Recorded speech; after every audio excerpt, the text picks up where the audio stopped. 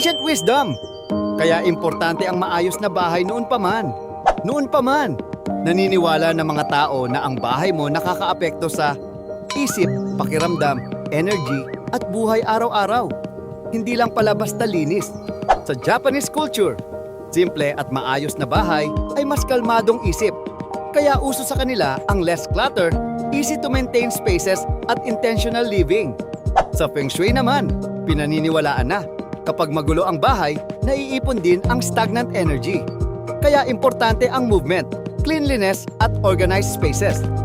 Kahit sa mga lola natin noon, may linis bago matulog, walis sa umaga, bukas bintana at ayos muna bago pahinga.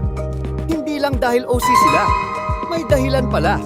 Science now says clutter can increase, gaya ng stress, mental overload at overstimulation.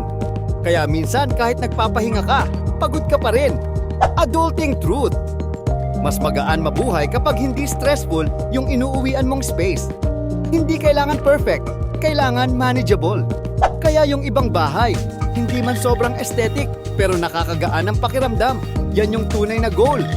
Follow si Mr. Bahay para sa realistic adulting tips, bahay systems, at aray pero totoo, household truth.